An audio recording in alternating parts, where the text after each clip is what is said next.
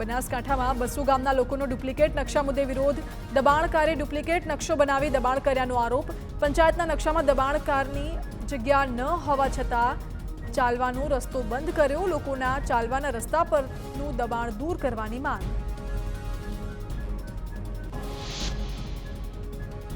વલસાડમાં વાઢવણ બંદર પ્રોજેક્ટ અંગે સ્થાનિકોમાં રોષ. મોટી સંખ્યામાં લોકો રસ્તા રોકો આંદોલનથી વિરોધ. મુંબઈ અમદાવાદ હાઈવે પર પોલીસ કાફલો તૈનાત કરાયો. મહારાષ્ટ્ર અને ગુજરાત પાસે આવેલા દહાણુના વાઢવણ ખાતે સંભવિત વાણિજ્ય બંદરનો કરાઈ રહ્યો છે વિરોધ. સાબરકાંઠા ડેરીની ચૂંટણી પ્રક્રિયા અંગે હાઈકોર્ટનું મહત્વનું અવલોકન. કહ્યું, જે દિવસથી પ્રોવિઝનલ વોટર લિસ્ટ તૈયાર થાય એ દિવસથી ચૂંટણી પ્રક્રિયા શરૂ થઈ ગણાય. એ દિવસે ચૂંટણી માટેના પ્રવર્તમાન નિયમો આખી ચૂંટણી પ્રક્રિયાને લાગુ પડે. ચૂંટણી અધિકારી ચૂંટણી પ્રક્રિયામાં મનમાની કરે તે ન ચલાવી લેવાય. ચૂંટણી અધિકારીએ નિષ્પક્ષ રીતે કામ કરવું જોઈએ. અમદાવાદમાં એએમસીની રેવન્યુ કમિટીની યોજાઈ બેઠક. એએમસીની આવક વધારવા મહત્વના નિર્ણય લેવાયા.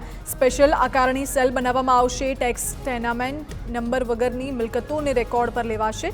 ચાલુ વર્ષમાં 25,000થી ઓછો ટેક્સ બાકી હોય એને સીલ કર્યા વગર માત્ર નોટિસ અપાશે. ચાલુ વર્ષે નજીવી રકમ બાકી હોય તો પણ સીલ મારવામાં આવતા હતા. ગાંધીનગર મહાનગરપાલિકાની બજેટ અંગે મળી સામાન્ય સભા. બજેટમાં આરોગ્યલક્ષી અને શિક્ષણને લગતી સુવિધાઓ મુદ્દે જોગવાઈ.